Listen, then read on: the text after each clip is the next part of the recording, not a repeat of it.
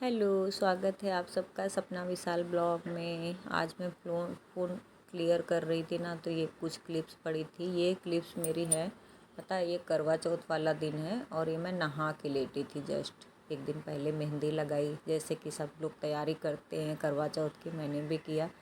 ये करवा मेरी बेटी ने साफ़ करके रखा था और ये सुबह ना, उसके करवा चौथ वाले दिन सुबह मुझे कुछ भी नहीं पता चला कि मतलब मेरे साथ क्या हुआ है।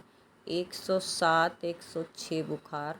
तो मैं ना करवा चौथ था और मैं 6 बजे क्लिनिक पहुंच गई। मैं फटाक से दवाई भी लाई। डॉक्टर ने बोला कि तुम्हें फास्ट नहीं रखना है। मैं वहाँ से दवाई ले आई और 6 बजे खा लिया। हमने कहा नहाने से पहले दवाई ले लूँ, उसके बाद नहाने के बाद फिर मेरा व्रत स्टार्ट हो जाएगा।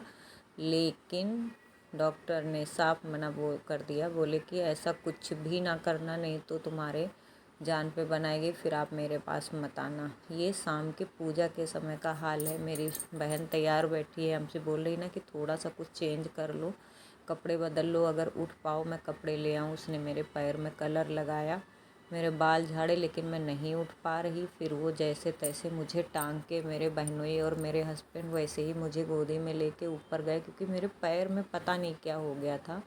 और पूजा वूजा किया, फिर मैं अरक वरक दे के फिर मुझे लाद के नीचे ले आए। देखा होगा आपने, करवा चौथ की क्लिप्स मेरी पड़ी हैं। और उसके बाद रात पे मुझे पता नहीं क्या हुआ, मैं कैसे हॉस्पिटल पहुंची। मतलब मेरा बीपी ना 35 लो हुआ था, 35 था। और सबसे शॉकिंग बात ये थी कि सेम दिक्कत मेरी बेटी को भी थी। इसका बताइए, अभी से इम्यूनिटी सिस्टम एकदम इतना कमज़ोर हो गया था। मुझे बिल्कुल भी टेंशन, मतलब आइडिया नहीं था। इतनी टेंशन हो गई कि मतलब सेम इसका 45 था, मेरा 35 था बीपी। और उसमें ना बॉडी मूवमेंट बिल्कुल नहीं हो रही थी। तो ना उसके चक्कर में मुझे और इसको दोनों को तुरंत हॉस्पिटलाइज होना पड़ा। और ये मेरे पड़ोस से खाना गया था, क्योंकि पनीर ज़्यादा से ज़्यादा लेने के लिए बोला था। पनीर, चॉकलेट, बीपी कंट्रोल करने के लिए प्रोटीन हाई मात्रा में चाहिए थी। और मेरे पति इतनी मेहनत कर रहे थे, मैं अपनी बेटी का केयर भी नहीं कर पा रही थी। सोचो इस समय ऐसी मेरी पोजीशन थी। और ये हमको खिला रहे, इसको भी देख रहे, हमको टहला रहे। डॉक्टर ने बोला थोड़ा सा टहलो। मेरे हाथों पैरों में स्वेलिंग इतनी तगड़ी थी कि मेरे पैर एकदम फोड़े जैसे हो रहे थे ना। उस दिन मैं थोड़ा सा चल ले रही थी, तो वो कह रहे थे ऐसे सीधे होके चलो जैसे तुम चलती थी झांसी की रानी बन के। वही मैं, मेरे चेहरे पे हल्की सी मुस्कुराहट आई। तीनों से चढ़ रही थी, तीनों से ड्रिप लगती थी, तब जाके मेरा चेहरा कुछ ऐसा हुआ। मैं अपना चेहरा देख रही ना, तो मुझे रोना आ रहा कि ये मैं हूँ। करवा चौथ निकल गया, दीपावली है, मैं हॉस्पिटल में सोच सोच के मरी जा रही कि सब त्यौहार है। और अपनी बेटी को देख रही ना, मैं उसकी तरफ पीट करके लेट रही थी। उसको देख के ना मेरा ऐसे कलेजा फट रहा था कि उसको इस समय सबसे ज़्यादा मम्मी की ज़रूरत है, जो कि उसके पास नहीं है। लेकिन मेरी कमी पापा पूरी कर रहे थे। बहुत प्यार से उसको खिला रहे थे। उसके पूरे मुंह में छाले, फीवर फूटा था।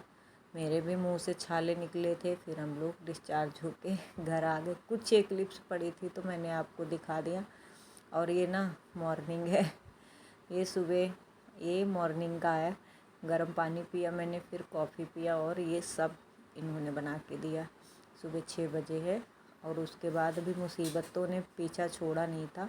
ये ना मेरे एलर्जी जैसा कुछ था। मैं डॉक्टर के पास गई सुबह उठ के।